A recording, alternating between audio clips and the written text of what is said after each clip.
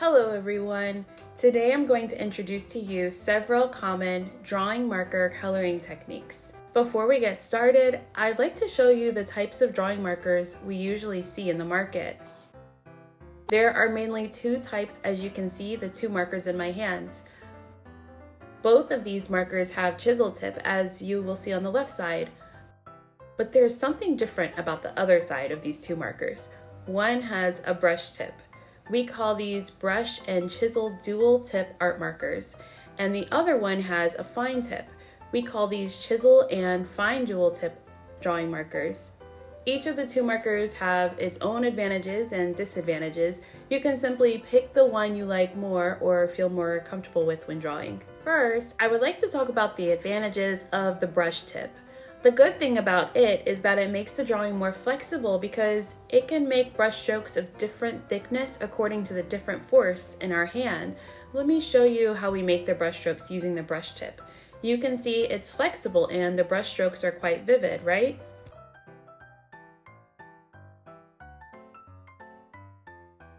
As for the fine tip, the thickness of the brush stroke will never change no matter how much force is used.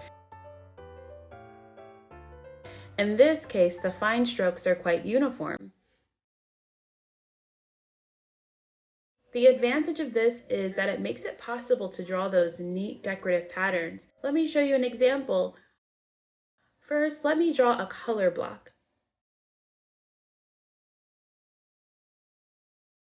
We'll let it dry a little bit, and then let me make some patterns on it using the fine tip.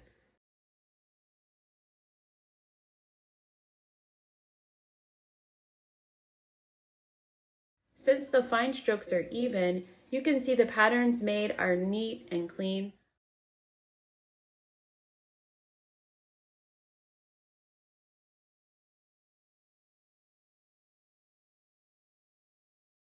But if you use the brush tip, things will be so different. Since we cannot ensure the force and speed we use are all the same, the brush strokes will be different. And there it is. I press the marker and make a brush stroke here. Apparently, you can see a sharp and a round brush stroke here, which makes the drawing less neat and clean. Now, if you're looking for a style that has a messy feeling to it, forget what I just said. Next, let me introduce some points we need to pay attention to when we do a marker drawing. First, we generally overlay from light color to dark color. Of course, you can have your own style and there is no right and wrong. It really depends on your drawing habit. But in my experience, we can make a nice shadow if we overlay from light to dark. Let me pick a dark color now. So you can see that if we draw the darker color first, then you overlay a lighter one. It is not as easy to color, which makes it more tricky to draw. Here is one more point we need to notice. Did you notice the chisel strokes that I just made? By the way, chisel strokes are the marks made on a surface by a marker. We need to avoid messy strokes. And we need to keep the direction of our strokes in a straight line, such as all going from left to right or from top to bottom. So at least our color block is a relatively clean color block.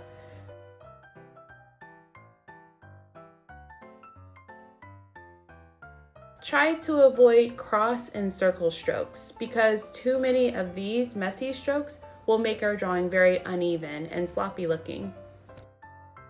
Now let me introduce the commonly used color drawing techniques. The first technique is called straight line flat coloring. In fact, no matter what specific kind of techniques we use to flat paint, the most important thing to pay attention to is that the speed and strength of our drawing should be uniform. So now let's look at a straight line flat paint. And actually, the two blocks that I just drew are straight lines flat paint. So this is straight flat painting. Now pay attention to the direction of it.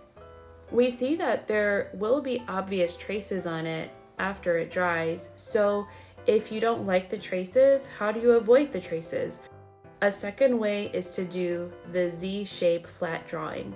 Just as we would write a letter Z, we can use this direction of the stroke to draw a block of color. This way, since we will have overlapping strokes in it, we can get a color block on which the strokes are very uniform. Using a darker color might show more clearly the advantages of Z-line flat drawing.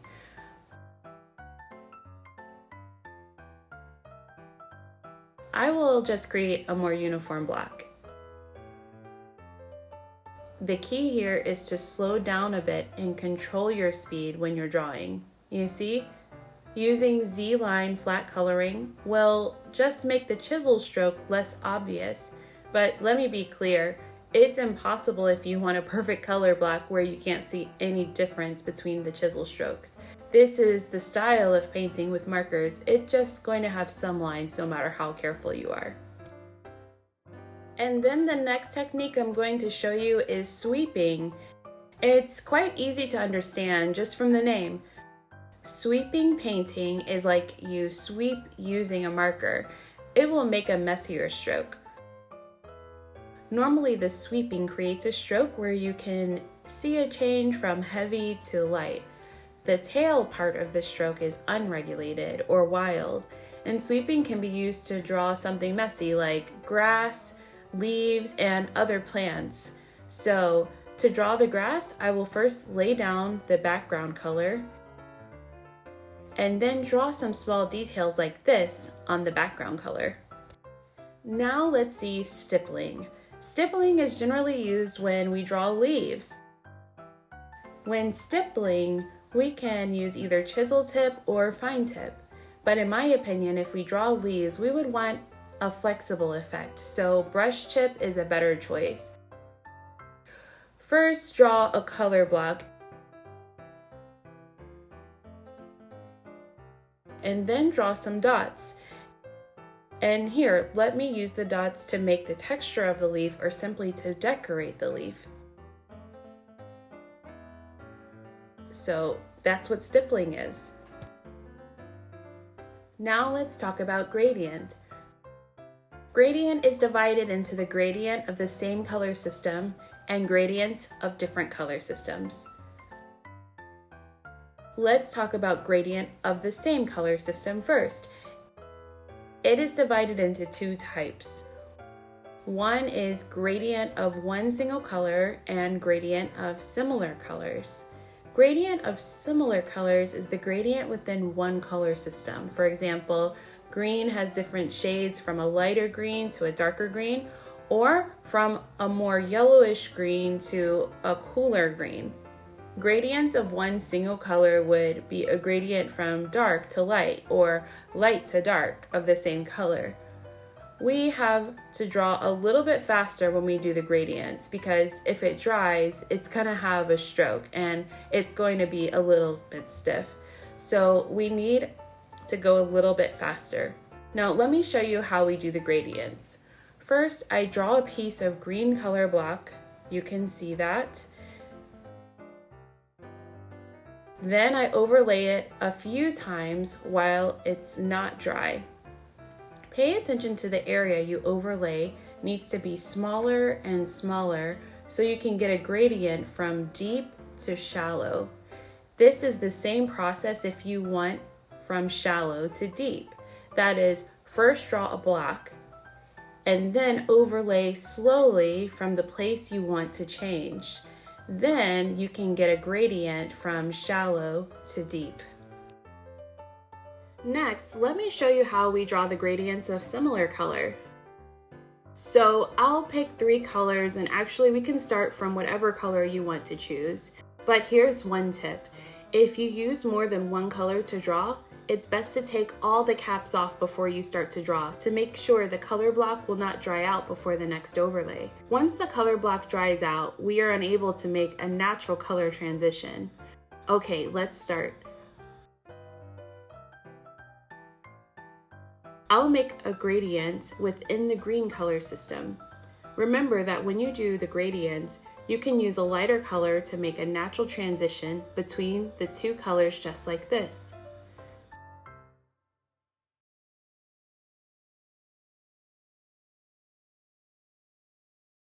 Remember to use a lighter color instead of a darker color to make transition, or the transition will be very unnatural.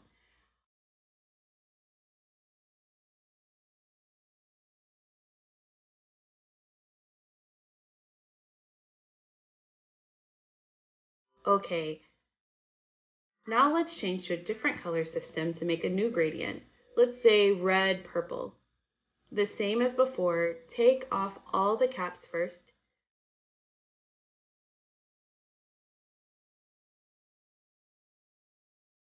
Let's quickly overlay here before it dries out, and we can rub it several times to make sure we get a more natural transition. Now let's talk about gradients of different color systems. It means you can pick different color schemes such as red, yellow, blue, green, or whatever.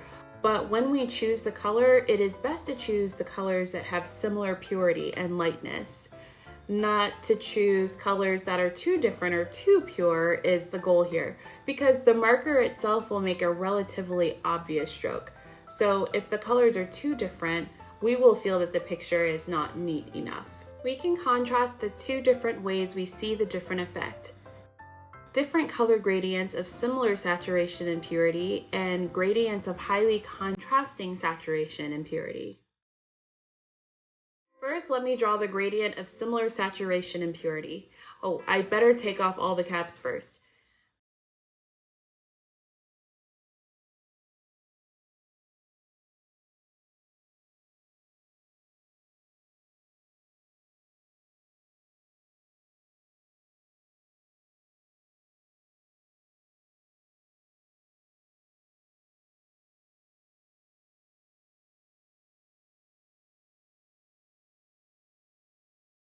Now the color block is still quite obvious, so we need to make a transition.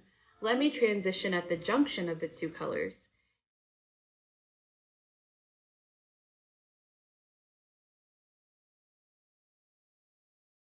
It's quite obvious to see that the transitions tend to be natural, with two colors that are similar. If they have a big difference, the transitions are very aggressive and unnatural.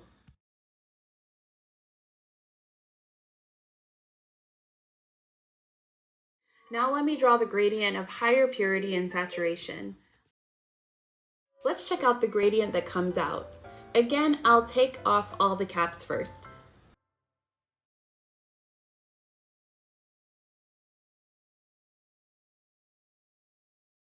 Okay, I'll take this one.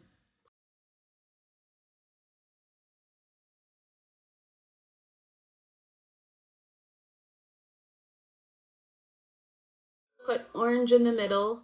Again, let's draw a color block first so we can see that it's a little bit pure and more saturated. Even if you draw it while it's still wet, it will still have very obvious strokes, and then we make a transition here. It will still be a bit strange, right? It just cannot be as natural as a group of similar purity and lightness. You see? This block and this block are very obvious. The color contrasts I chose are very prominent and drastic.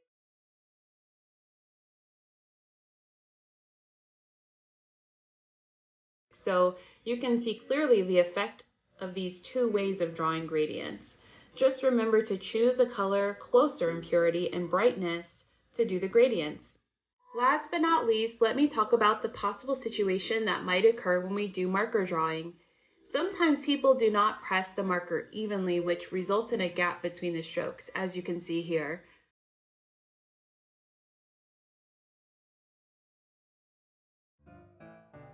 So they just try to fill the gap, but that will make a very obvious stroke.